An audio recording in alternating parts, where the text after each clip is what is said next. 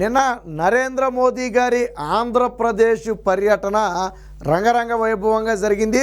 ఇప్పటి వరకు TDP, Janasena, BJP కూటమి బలంగా నిలబడుతుందా, ప్రజల మనసులను గెలుచుకుంటుందా అని పలు అనుమానాలు ఉండేవి. బట్ నిన్న నరేంద్ర మోదీ గారి రాక తరువాత ప్రజల్లో వచ్చిన స్పందన చూస్తే అవన్నీ కూడా పటాపంచలైపోయాయి. ముగ్గురు కూడా ఏకతాటి మీదకు వచ్చారు. ప్రజలు కూడా వీరి పొత్తుని ఆహ్వానిస్తున్నారు అనటానికి నిన్న ప్రజల నుంచి వచ్చిన స్పందనే ఒక ఉదాహరణ. ఇక ఇదే సమయంలో గతంలో నరేంద్ర మోదీ గారు ఆ ప్రజాగళం సభకు వచ్చినప్పుడు పెద్దగా జగన్మోహన్ రెడ్డి మీద విమర్శలు చేయలే, చాలామందిని నిరుత్సాహపరిచింది. బట్ తరువాత ఇప్పుడు నరేంద్ర మోదీ గారు మాత్రం జగన్మోహన్ రెడ్డి అవినీతి మీద, అరాచకాల మీద తీవ్ర స్థాయిలో అయితే విరుచుకుపడటం జరిగింది. ఆయన అయితే ఒకటి చెప్పాడు, అవినీతి పరులకు మేము వచ్చిన తర్వాత ఒక మంచి ట్రీట్మెంట్ ఇస్తామని చెప్పి ఒక హామీ అయితే రాష్ట్ర ప్రజలకు ఇవ్వడం జరిగింది. అంటే మేము వచ్చిన తర్వాత జగన్మోహన్ రెడ్డిని జైలుకు పంపుతామని ఇండైరెక్ట్గా చెప్పినట్టేనని చెప్పి చాలామంది భావిస్తున్నారు. ఒకప్పుడు చంద్రబాబు గారిని అవునన్నా కాదన్నా ఆయన హయాంలో అభివృద్ధి చెందిన మాట వాస్తవం. జగన్మోహన్ రెడ్డి వచ్చిన తర్వాత అరాచకాలే తప్ప అభివృద్ధి అనేది ఎక్కడా నోచుకోలేదు. మేము కేంద్ర ప్రభుత్వం నుంచి సహకరిస్తామన్న జగన్మోహన్ రెడ్డే మాకు ఏ రోజు సహకరించలేదని ఈరోజు నరేంద్ర మోదీ గారు నిన్న మాట్లాడిన సందర్భంగా చెప్పడం జరిగింది.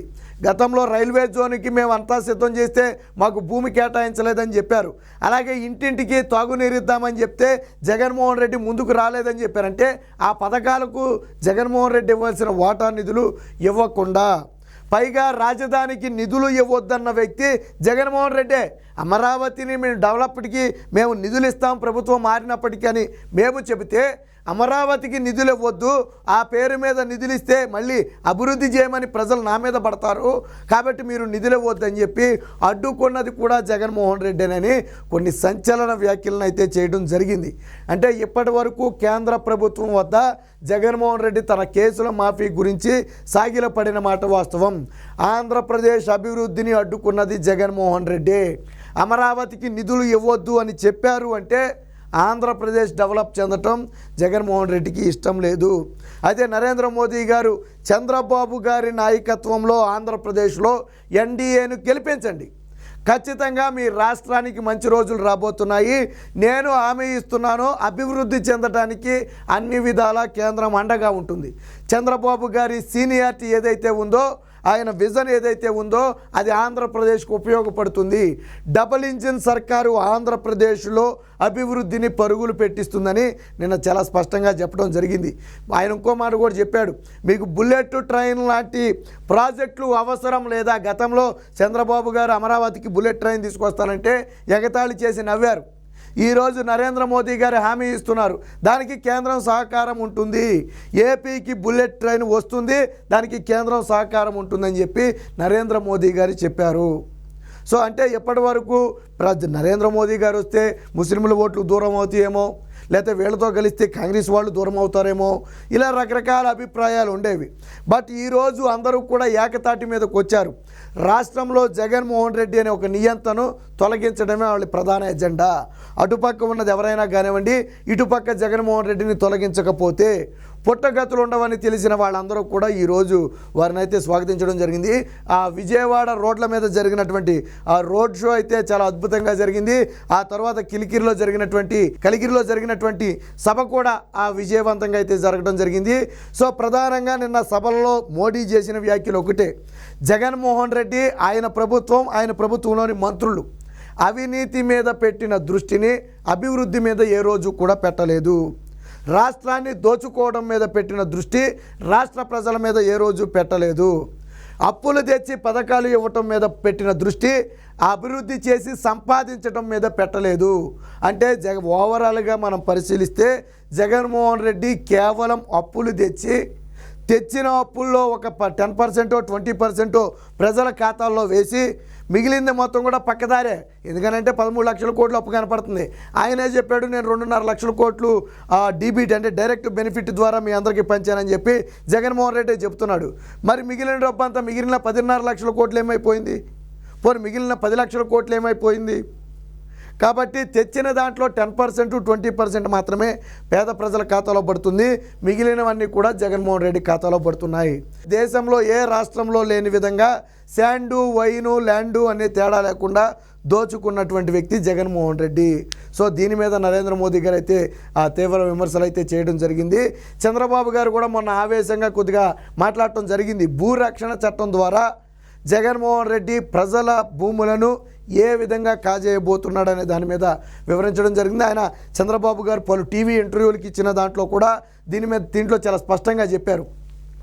ఏమని, ఏదైతే ఇప్పుడు Jaganmohan Reddy land title act తీసుకొచ్చారో అది ఎంత భయంకరమైనది, ఎంత క్రూరమైందనంటే, మనం ఏమాత్రం అశ్రద్ధగా ఉన్నా మన భూమి వేరొకరి పేరు మీదకి వెళ్ళిపోతుంది. తరువాత ఆ భూమి నాది అని నిరూపించుకోవడానికి తరతరాలు పడుతుంది. సో అలాంటి భయంకరమైన యాక్టే తీసుకువచ్చారు. దీన్ని కేంద్ర ప్రభుత్వం మీద నెట్టే ప్రయత్నం చేస్తున్నారు, నీతి ఆయోగ్ మీద నెట్టే ప్రయత్నం చేస్తున్నారు. కానీ ఇప్పటివరకు దేశంలో ఎక్కడ అమలు చేయలే. మరి జగన్మోహన్ రెడ్డికి ఎందుకు అంత తొందర? రెండోది, కేంద్రం ఏదైతే ప్రజల భూమి ఉందో దాన్ని మొత్తాన్ని కూడా ఒక సింగిల్ ప్లాట్ఫామ్ మీదకి తీసుకొచ్చే ప్రయత్నం చేయమని చెప్పింది తప్ప, ఇలా ల్యాండ్ టైటిలింగ్ యాక్ట్లో ఇష్టం వచ్చినట్టు రాసేసుకుని అధికారులను పెట్టేసి సివిల్ కోర్టులకు అధికారాలు తీసేసి హైకోర్టుకు మాత్రమే అధికారాలు ఉంచి ఈ రకంగా ప్రజల్ని ఇబ్బంది పెట్టాలని అక్కడ చెప్పలా. మీరు 15 రోజుల్లోనే ఆర్డర్స్ను పాస్ చేయించుకోవాలి, 2 ఏళ్లలో డిస్ప్యూట్లో ఉన్నటువంటి ల్యాండ్ని మీదు అని నిరూపించుకోకపోతే మీరు ఆశలు వదులుకోవాలి, ఇలాంటి ఆంక్షలు పెట్టమని అక్కడ కేంద్రం చెప్పలా. కాబట్టి కేంద్ర ప్రభుత్వం మీద నెట్టే ప్రయత్నం. గతంలోనే అచ్చెన్నాయుడు, పయ్యావుల కేశవ్ లాంటి వాళ్ళు దీన్ని వ్యతిరేకించారు. పైకి బాగానే కనపడుతున్నా దీన్ని డెప్త్లోకి వెళ్ళి చూడాలి. ఇది ప్రజల ఆస్తులకు రక్షణ కల్పిస్తుందా లేదా ప్రజల ఆస్తులను కాజేసే ప్రయత్నం అనేది తెలియాలంటే దీన్ని కొద్దిగా పరిశీలించాల్సి ఉంటుందని చెప్పి గతంలోనే అసెంబ్లీ సాక్షిగా నాడు టీడీపీ నేతలు ఎండగట్టడం జరిగింది. ఈరోజు జగన్మోహన్ రెడ్డి అదే చట్టాన్ని చాప కింద నీరులాగా, ఎక్కడా బయట ప్రచారం లేకుండా చాప కింద నీరులాగా దాన్ని తీసుకెళ్లే ప్రయత్నం చేస్తున్నాడు. దీని మీద కూడా చంద్రబాబు గారు తీవ్ర స్థాయిలో విరుచుకుపడటం జరిగింది.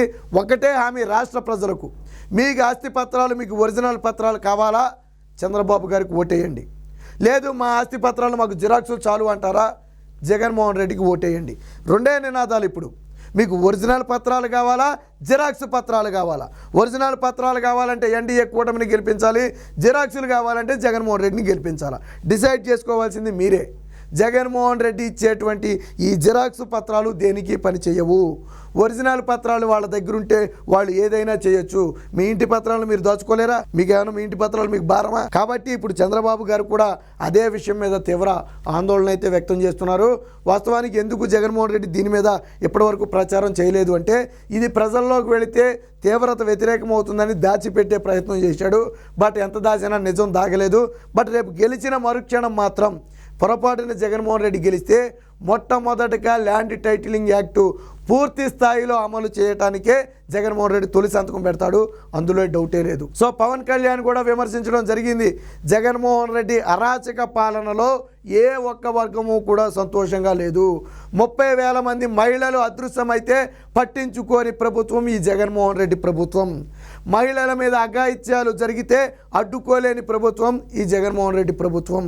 ఈరోజు ప్రజలను పీడించుకు తింటూ తాను మాత్రం తాడేపల్లి ప్యాలెస్లో కాలు మీద కాలు వేసుకుని కూర్చుని మొత్తాన్ని కూడా ఒక రకమైన ఆనందం పొందుతున్నాడు. అంటే ప్రజలు ఏడుస్తుంటే జగన్మోహన్ రెడ్డి ఆనందం పొందుతున్నాడు.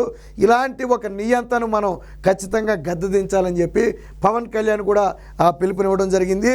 ఈ అవినీతి ప్రభుత్వానికి అంతమొందించాలి, దానికి చరమగీతం పాడాలని చెప్పి నరేంద్ర మోదీ గారు కూడా పిలుపునివ్వటం.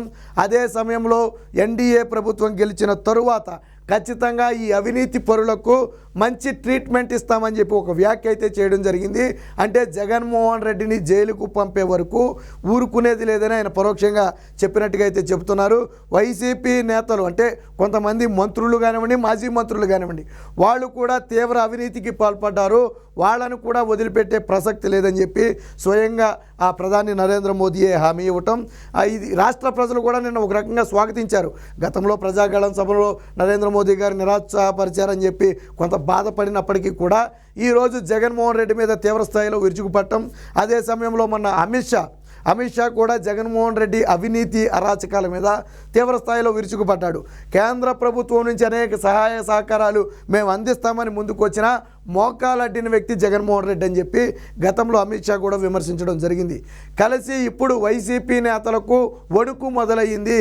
ఇక్కడ కూడా జగన్మోహన్ రెడ్డి నరేంద్ర మోదీ పేరెత్తే ప్రయత్నం చేయట్లా. చంద్రబాబు నాయుడు పవన్ కళ్యాణ్ ఢిల్లీ పెద్దలతో కలిశారు అంటున్నాడు తప్ప నరేంద్ర మోదీతో చేతులు కలిపారు అని మాత్రం ఆ నరేంద్ర మోదీ అనే పదాన్ని జగన్మోహన్ రెడ్డి ఈ రోజుకి వాడటం లేదు.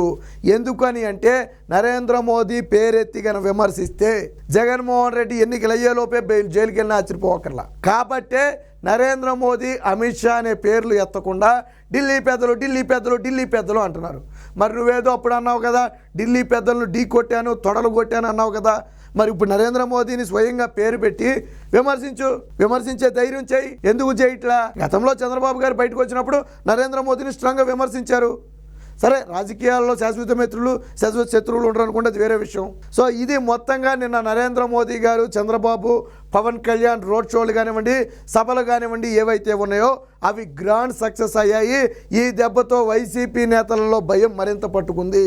వీళ్ళ ముగ్గురు కలవటం వల్ల కొన్ని వర్గాల్లో విభజన వచ్చి వైసీపీకి లబ్ధి చేకూరుతుందని అనుకున్నప్పటికీ కూడా వైసీపీకి నష్టమే జరిగింది తప్ప కూటమికి లాభం జరిగింది తప్ప జగన్మోహన్ రెడ్డి అనుకున్న లక్ష్యాన్ని చేరుకోలేకపోయాడు. అందుకనే మొన్న బేల మాటలు మాట్లాడుతూ నిష్పక్షపాతంగా ఎన్నికలు జరుగుతాయనే నమ్మకం సడలిపోతుంది, గెలుస్తాననే నమ్మకం పోతుందని రకరకాల వ్యాఖ్యలు ఎందుకు చేశాడు అంటే జగన్మోహన్ రెడ్డికి కాళ్ళు చేతులు ఆడని పరిస్థితి.